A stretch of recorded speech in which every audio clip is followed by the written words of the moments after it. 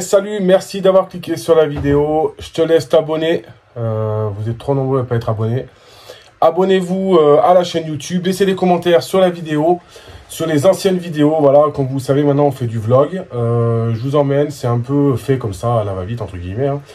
Mais on ne se prend plus trop la tête. Aujourd'hui, ça va être nourrissage. Nourrissage, quasiment tout le monde, hormis ma grosse oreille boa et quelques serpents. Remise de l'eau un peu partout, enlever les mues, je vois qu'il y a pas mal de mues. Voir un petit peu la femelle trimée, comment elle se porte. Ma femelle de vipère aspic, mais je vois qu'elle est sortie, donc c'est bon. Donc là, il va y avoir un gros nourrissage pendant un mois et demi. Et ensuite, il y en a certains qui vont partir en hibernation, d'autres en hibernation. Donc voilà, ça va être un petit peu plus calme. Il y a des nouveaux animaux qui devraient normalement rentrer. Voilà, donc ça, je ne vous dis rien. Vous suivez, vous vous abonnez, vous verrez peut-être quelques trucs sympas par la suite. Là, j'attends que ça dégèle. J'ai sorti ma pince. Alors ça, c'est une pince que je me sers pour récupérer les mues. Donc tout simplement, hein, quand je suis dans les mues des... Hop. Donc, je m'achète vraiment un truc de poitrine. Donc lorsque je dois enlever les mues dans les bacs des vipères, par exemple, vous voyez, comme ça, là, il est carrément au bas. Donc là, je vais faire le bac d'eau. En même temps, je vais enlever ma vipère et je vais récupérer mes mues. Voilà.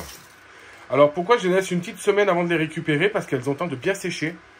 Et ça me permet, bon, je me par terre, et ça me permet de pouvoir les conserver. Vous voyez, je les enlève assez facilement sans les casser. Et ça me permet de pouvoir les garder et les envoyer si besoin. Donc là, j'ai enlevé les 2-3 cacas qu'il y a. Et puis, tout simplement, ben voilà. Alors, j'ai prévu de faire une vidéo, à voir, vous me direz si ça vous intéresse, sur la fabrication d'un crochet, la fabrication d'éléments de sécurité. Voilà, quelques petites choses que je me sers. Comme par exemple ça que j'ai vu chez mon collègue Flavien, qui est une super idée. Une petite cuillère que j'ai mis avec une gaine thermo. Vous voyez, ça me permet d'aller dans le terrarium récupérer les cacas sans m'embêter. Et comme ça, au moins, je les emmerde pas trop. Je mets pas les mains dedans et je suis tranquille. Alors, je regarde où il y en a. Il y en a un petit là. Alors, il n'y en a pas des masses, hein, puisque je les enlève à fur et à mesure. Et tous les 2 mois, à peu près, je refais les copeaux. Voilà, donc les terrariums sont toujours propres. Les vitres. Là, les vitres, pour l'instant, je les fais, mais bientôt, je vais changer de variété de terrarium. J'avais dans l'idée de vendre tout ça, mais je suis en train de voir peut-être passer tout ça de ce côté-là, sur ma caisse, jusqu'en haut, je peux en mettre 5. Celui-ci, je le dégage, je le passe en bas, ici. Celui-ci dégage, ça, je laisse, et là, je passerai qu'en Terra Delta, et tout ce qui est à gauche, ça va dégager. Je vais garder que les 2 gros qui sont là. Tout ce qui est sur le fond, ça vire, pardon, donc c'est tout vide déjà.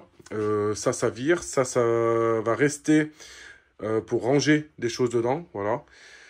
Peut-être que ça, je vais enlever les vitres, vider, nettoyer et m'en servir de rangement. Voilà, tout simplement pour ranger tout mon bazar que j'ai là. Parce que ça, je vais tout dégager aussi.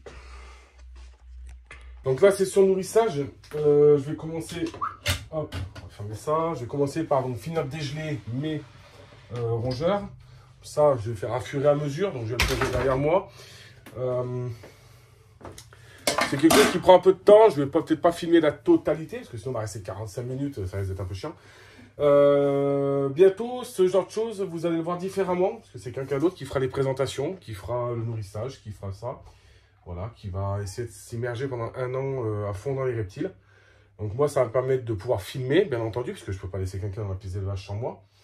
Et tout simplement pouvoir vivre en fait ce que je vis moi. Vous verrez par la suite. Donc là, je regarde. Là, je dégèle vraiment en mode rapide, parce que j'ai 1 heure pour tout faire. Donc normalement, je laisse dégeler le matin, je nourris le soir. Ça dégèle à température ambiante dans ma pièce. Certains vont aimer, certains ne vont pas aimer. Il faut que j'aille chercher ma pince dans ma caisse. J'ai oublié ma pince dans ma caisse de formation. J'en mets toujours une pince au cas où. Pour les formations, il y a beaucoup qui m'écrivent. Alors, comment dire? Comme vous savez, ma pièce n'est pas très grande. Je n'ai pas 1 milliard de bêtes non plus. Je tourne entre 35 et 55 bêtes. Et le venimeux, je ne le fais pas manipuler. Tout simplement pour le moment. Peut-être en 2025, courant 2025, je risque de reprendre. Donc c'est de la découverte des serpents venimeux. Et après, ça peut être tout ce qui est colubridés, boïdés, pythonidés. Pour ça, il n'y a pas de souci. Donc je vais relancer un petit peu ça. Je peux faire des groupes de 3-4. Il y a possibilité, s'il y a assez de demandes, de faire de la formation visio. de 3 heures. Donc ça, après, vous me contactez à l'adresse mail, hein, venomx3810@gmail.com. Vous l'avez dans la description de la vidéo, normalement. Si je dis pas de bêtises, ça se met automatiquement. N'hésitez pas à me demander. Voilà, moi, j'aimerais bien le faire, mais il faudrait un maximum quand même de 5 ou 6 personnes. Je suis en train de me renseigner un peu sur le sujet. Voilà, c'est plus des choses ponctuelles. De l'information, voilà, quand quelqu'un a des questions à poser. En particulier en direct, c'est pas possible, parce que ce serait trop compliqué pour moi d'organiser ça, dans le sens où ça me fait trop grosse perte. Il faut savoir que souvent les gens nous disent, oui, mais tu fais pas assez de vidéos YouTube, oui, mais si, mais ça, bah, attendez, il faut pas oublier les gars, c'est que nous, on a tous, comme vous tous, un travail. Et le problème, c'est que c'est soit on consacre notre vie à faire des vidéos et des formations, mais pour ça, il faut que ça soit, entre guillemets, rentable, il faut qu'on puisse en vivre. Parce que tout le temps qu'on passe à faire de la formation, c'est des journées qu'on passe à ne pas travailler. Voilà, donc ça c'est plus pour faire une petite parenté là-dessus. Parce que beaucoup m'écrivent et me disent, oui, vous commencez tous à faire des trucs, et puis après au final, personne ne fait plus rien, on n'a plus l'occasion d'apprendre. Alors vous aurez toujours les zoos, vous aurez toujours les magasins, hein, bien entendu, hein, Ferme Tropicale, Larzac, que ce soit Paddy Park, que ce soit là, ils font de la formation. Si vous voulez de la formation plus poussée, personnalisée avec des éleveurs, bah, c'est sûr que de plus en plus, c'est compliqué parce que, comme je vous dis, c'est long, c'est du temps et c'est pas simple. Bon, là, j'ai dégelé quoi? J'ai dégelé une trentaine de souris, quelques rats. Donc là, j'attends un petit peu. Je vais commencer par tous les venimeux. Je vous reprends juste après parce que vu que j'ai pas le support, faut que je commande, j'y pense pas forcément, voilà. Donc, serpent qui prend très bien aussi, Trimeresurus albolabris. Boum. Vous avez pu voir. Je fais attention. Parce que mes doigts sont quand même prêts. Donc, crotale des bambous. Crotale asiatique. Malgré ce que certains en disent, c'est des serpents qui ont des venins quand même qui sont pas cool. Ne pas manipuler. Quel que soit le serpent venimeux, ne manipule pas. Je vous en supplie. Arrêtez d'écouter les conneries de tout le monde. J'en vois les prendre à la main comme ça, j'en vois les gaver en l'air, j'en vois les mettre dans leurs mains comme ça, que ce soit des cobras, des crotales. Enfin, je veux dire, la connerie n'a pas de limite. Voilà, moi j'essaie vraiment de jouer sur la sécurité, comme vous le savez. Quand on rentre dans un terrarium, on n'y met pas les mains.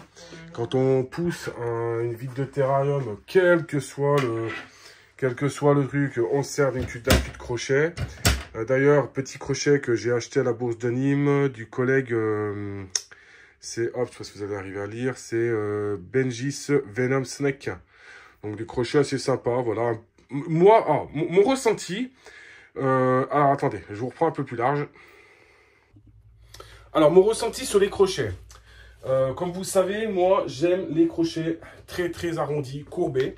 Les crochets que je fabrique, que mon collègue m'a enseigné et en fait utilise depuis 40 ans. Donc je ferai un tuto sur la fabrication. Moi je les utilise en carbone, c'est des crochets qui sont très très légers. C'est des crochets qui sont d'une facilité déconcertante à fabriquer. Au niveau de la pliure, je vous demande pas, je force, on peut tirer dessus. Je ne peux pas le péter, donc je peux lever jusqu'à au moins 10 kg avec, avant de plier la pointe hein, quand même. Voilà. Voilà, moi j'aime ce côté arrondi et j'aime ce côté pointu qui me sert vraiment à travailler mon animal au sol et qui me permet de le travailler en sécurité avec un crochet léger qui me donne le poids de mon animal. Ce crochet là, je l'ai acheté, hein, bien entendu, donc pour le tester.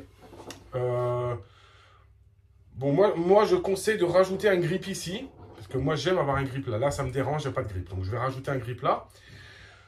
Un peu lourd, mais ça va. La pointe, j'aime bien. C'est arrondi, c'est comme j'aime bien. Là, je suis un peu moins fan. Mais bon, pour du petit serpent, c'est pas mal. Pour le petit crottal, je vais le tester là pendant quelques mois. Bon, là, après coup, j'ai pas testé encore. Mais je pense que c'est de la... Soit c'est de la ferraille ou de la céramique, je sais pas trop. La colle qui est là, qui commence à coller en chauffant. Alors, je vais voir parce que là, je trouve que ça colle. C'est un peu chiant. Donc, je vais mettre peut-être un bout de gaine thermo. Bon, après, le crochet est très bien. Il est esthétique. Il a une jolie couleur. Voilà, il n'y a pas de placement de produits, vous avez plein de trucs. Vous avez des pinces aussi de nourrissage. Mais voilà, je veux dire, quand je veux venir prendre un serpent, ça reste quand même un crochet qui est sympa. Et pour moi, sur le marché, dans tout ce qui est vendu, comme par exemple, ce type de crochet-là, qui est du même principe que ce que je fais. Mais au bout vous voyez, c'est... Enfin voilà, bon, moi je préfère les miens. Ça, j'y trouve un peu lourd. C'est un truc que j'avais acheté à l'époque. C'est ni plus ni moins que ce que je vous ferai dans le tuto. Je vous ferai un tuto prochainement. Mais voilà, moi, je suis pas un grand fan. Je vais essayer de m'activer un peu parce que là, je vois l'heure qui tourne. J'ai à la bourse, je dois partir dans pas longtemps. Bon, allez, donc je vous reprends. Donc là, nourrissage du Boiga. Donc là, il faut que je fasse ce terrarium complet. Je vais tout le vider. Tout le refaire de A à Z. Lui, il est... Je sais même pas comment on fait pour qu'il ait encore en vie depuis le temps. Mais voilà, il est toujours là. L'hétérodon, qui était très mal, comme vous vous rappelez. Ben, regardez sa tête. Et regardez son cul. Hop, je vous le filme. Voilà, il n'y a plus de sang, il n'y a plus rien, c'est en train de se reformer. Donc 1 mois et demi d'antibiotiques, de crème, de soins. Et il va super bien, il mange super bien, il est en train de manger. Je vais même lui en donner 2, parce que c'est son 2e repas depuis que je l'ai. Vu qu'il était très gros, je n'ai pas voulu insister sur le nourrissage. Donc là, je vais lui refiler un petit truc sympa juste pour dire d'eux. On va voir s'il le prend. On vient de manger déjà une grosse souris, donc vu la taille, je pense que ça va pas trop l'embêter.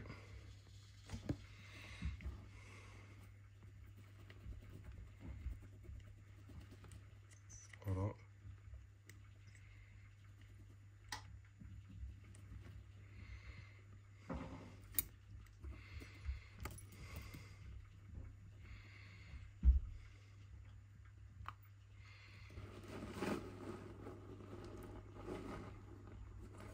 Voilà, bon. Il l'a pris, hop, un peu n'importe comment. Je relève la tête pour pas qu'il bouffe trop de copeaux. Hop. Voilà, juste pour le départ, parce que sinon il va bouffer 3 tonnes de copeaux. Alors bon, ceux qui me disent, des fois, oui, il y a un petit copeau ou deux, ça va pas gêner, hein, honnêtement. C'est des micro-copeaux, il faut faire attention qu'il n'y en ait pas trop non plus. Moi, ce que je fais, c'est quand je fais ça, en général, je secoue un peu, puis après, derrière, c'est bon, il n'y a pas de souci. J'ai eu de problème de toute façon avec mes serpents. Les vipères viennent de finir, vous voyez, elles sont ensemble, bien grosses. Elles ont pris 2 grosses souris. Enfin, non, elle en a pris une. Et elle est en train de finir la 2e. Donc voilà, là, je vais faire le bac d'eau maintenant. Les bacs d'eau en haut, parce que je vérifie et j'attends que le trimé est fini. Et ensuite, ben, là, les 2 trimés. Donc le trimé, une Sularis qui est en train de manger, donc une grosse souris là-bas, vous pouvez voir. Et l'Albolabris qui est en train de manger aussi une grosse souris. Donc ils ont bien grossi, hein, vous avez vu, hein, c'était tout petit, tout fin quand je les ai eus. Et là maintenant ça commence à bien grossir. Crotalus oreganus, donc un des plus gros que j'ai pour le moment en crotal. Il devrait en avoir un qui devrait rentrer, qui devrait être 6 fois comme ça. Voilà, pour vous donner un ordre d'idée. Essayez de deviner, tiens, dites-moi en commentaire quel crotal vous pensez que je vais avoir. Il y en a un qui va rentrer, et puis voilà. Et puis bah, le molossus, il est en train de manger aussi. Hein.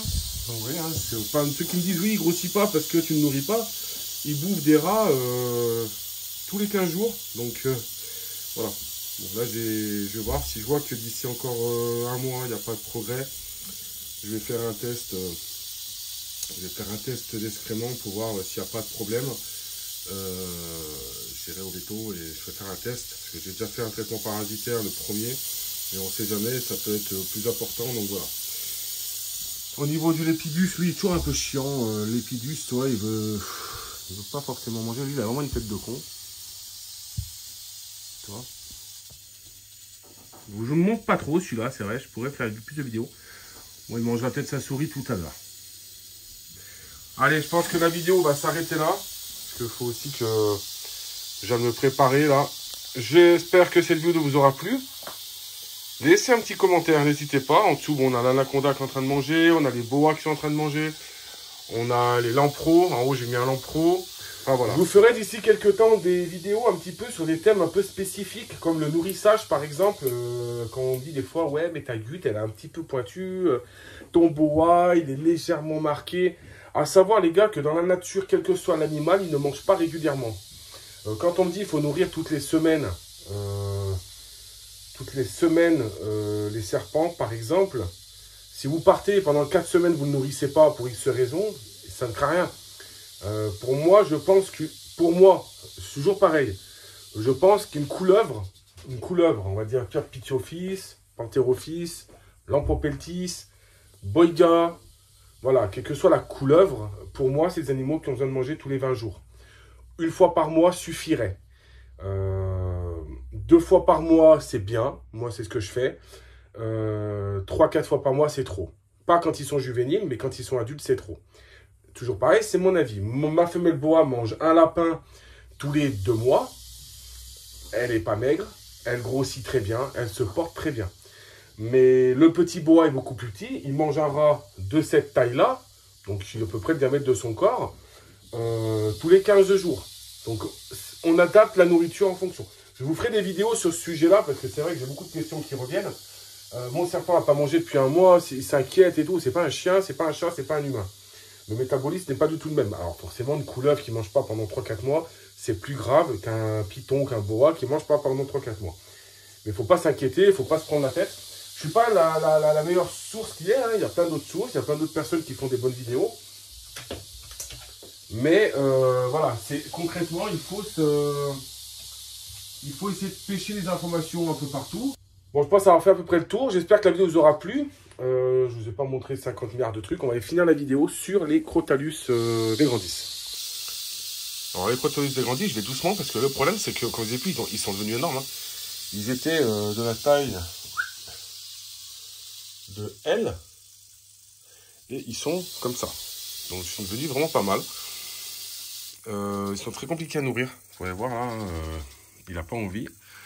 Donc là, c'est le Terra Delta que je vous parlerai d'ici quelques temps. Voilà, j'espère que ça vous plaît, les animaux que je vous montre.